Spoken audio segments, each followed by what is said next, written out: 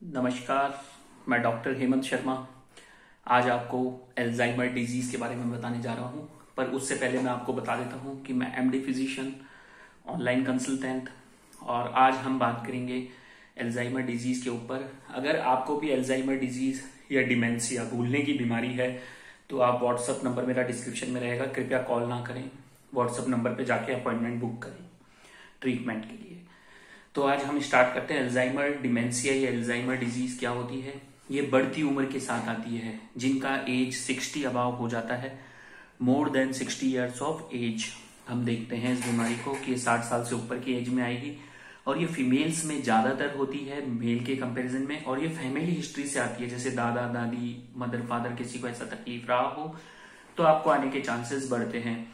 बाकी ये poor socio economic status, गरीब लोगों में थोड़ी देखी जाती है। लो एजुकेशन या कोई सर में इंजरी हुई हो, चोट लगी हो 60 की उम्र के बाद, अगर आप टॉयलेट करने गए हो और फिसल गए हो, सर पे चोट लगी हो, उसके बाद देखा जाता है इन चीजों को। उसके अलावा ये कहा जाता है कि ये जो अल्जाइमर डिजीज है, ये डिमेंशिया है, ये जेनेटिक कॉज भी होता है।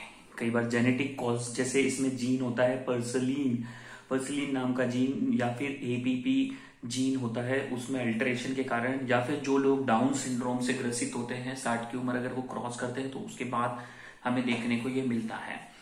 अब इसका हम समझते हैं मैकेनिज्म, फिजियोलॉजी क्या है। कि फिजियोलॉजी इसमें ये रहती है कि जो अल्जाइमर डिमेंशिया है, इसमें एसिटिल कोलिन लेवल कम हो जाता है।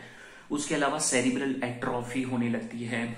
तो ये सारी चीजें हम देखेंगे अल्जाइमर डिमेंशिया में। सेरिब्रल एट्रोफी, न्यूराइटिस होने लगता है, हिपोकैम्पस में अफेक्ट आने लगता है, न्यूरिटिक प्लाक्स ब्रेन में देखने को मिलेंगे, अमाइलोइड डिपॉजिट्स होने लगेगा, या फिर अमाइलोइड एंजियोपैथी। ये कुछ मेडिकल टर्म्स हैं जो पेशेंट को समझ में नहीं आ रही, पर मैं आपको बता रहा हूं, ये सारी फाइंडिंग्स रहती है। अब इसके सिम्टम्स क्या होते हैं? इसमें जो अल्जाइमर डिमेंशिया होता है या डिजीज होती है, इसके अंदर क्या रहेगा? माइल्ड, मॉडरेट और सीवियर कैटेगरी होती है। माइल्ड ऐसा होता है कि थोड़ी थोड़ी चीजें हम भूल गए, किसी का नाम भूल गए, नॉर्मल।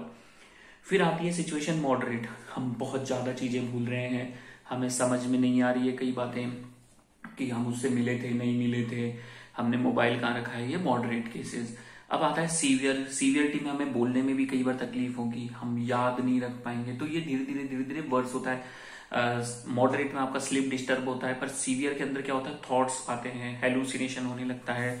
हेलुसिनेशन क्या होता है? Perception in absence of external stimulus. इसको हिंदी में समझाता हूँ, मतलब कोई चीज है नहीं पर हमको लग रहा है कि वो है, और पर हमें कोई समझाता है तो हम उस बात को मान लेते हैं। डिल्यूजन डेवलप हो जाते हैं, कोई चीज नहीं है, हमको समझ में आ रहा है, पर डिल्यूजन में क्या है कि आदमी एक्सेप्ट नहीं करता है। तो ये सारी चीजें, चिड़चिड़ापन, इरिटेबिलिटी, ये सब होने लगता है पेशेंट को।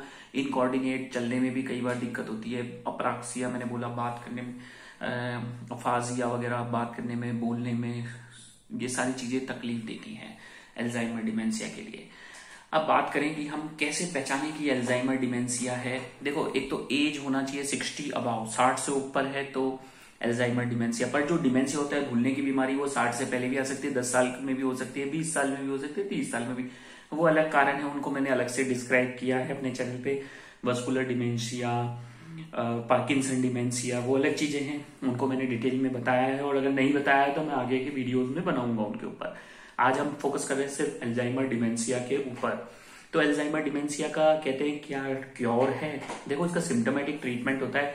अब कहते हैं कि भाई इसको जड़ से ठीक कर दिया जाए अल्जाइमर डिमेंशिया या डिजीज को, तो जड़ से ठीक होती है। पर किन केस में? जैसे किसी को विटामिन B12 डेफिशिएंसी के कारण ये डेवलप हुआ है, तो विटामिन B12 डेफिशिएंसी हम करेक्ट करेंगे, वो 100% ओके हो जाएगा, बिल्कुल मेमोरी वगैरह ओके।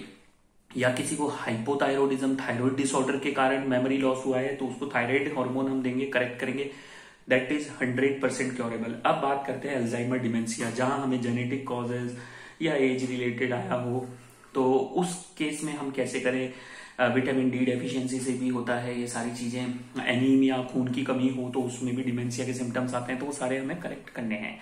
अब बात करते हैं, इसमें एसिटिल कोलिन डिक्रीज हो रहा है, तो जो साइंटिस्ट है जिन्होंने बताया था ये अल्जाइमर, इसको नाम क्यों दिया गया? क्योंकि अल्जाइमर नाम के साइंटिस्ट ने ही इसका नाम बताया था, अल्जाइमर डिमेंशिया, तो इस वजह से अल्जाइमर दिया गया नाम। अब अल्जाइमर डिमेंशिया जो है, इसके अंदर मेनली क्या रहेगा?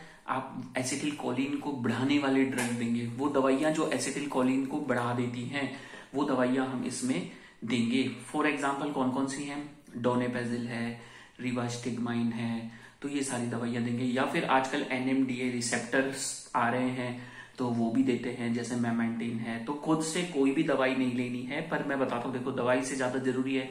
अब बात करते हैं कि कुछ स्टेज में मेडिसिन कब तक काम करेगी, जब तक आप दोगे तब तक काम करेगी, धीरे धीरे बॉडी में रेजिस्टेंस डेवलप होगा। तो अगर आपको क्योर चाहिए, आपको मतलब अच्छी लाइफ स्टाइल चाहिए, तो अपने आप को बिजी रखना होगा, अपने को टास्क देते रहने होंगे। एज रिलेटेड आ रही है तो भी योगा करना होगा, एक्सरसाइज करनी होगी, वॉकिंग करना होगा, हेल्दी फूड लेना होगा ताकि आप हेल्दी रहें, मेडिटेशन करते रहें, और लाइफ स्टाइल और डाइट क्या खाना है क्या नहीं खाना है जिससे मेमोरी स्ट्रांग हो, तो वो जरूरी है।